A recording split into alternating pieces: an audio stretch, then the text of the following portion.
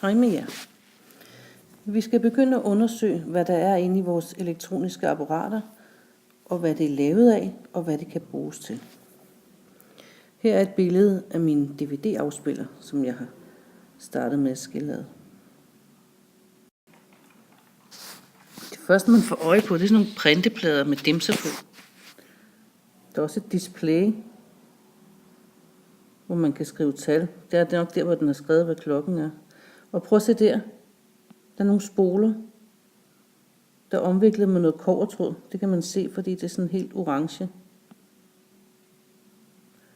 Og så er der nogle elektrolytkondensatorer. De er dem herovre. De gemmer elektrisk strøm. Elektrolytkondensatorer ligner almindelige batterier, men der er som regel påtrykt et tal efterfulgt af et F. F står for farad, som er en enhed, man bruger til at angive, hvor meget elektricitet kondensatoren kan gemme. Kondensatorer kan indeholde stoffet PCB, der er meget giftigt. Der er også nogle af dem derovre. Kan I se det? Når I nu skal til at skille jeres eget elapparat ad, så prøv at se, om der er nogle af de ting, som der er på de papirer, I får, og på de papirer, jeg har lamineret.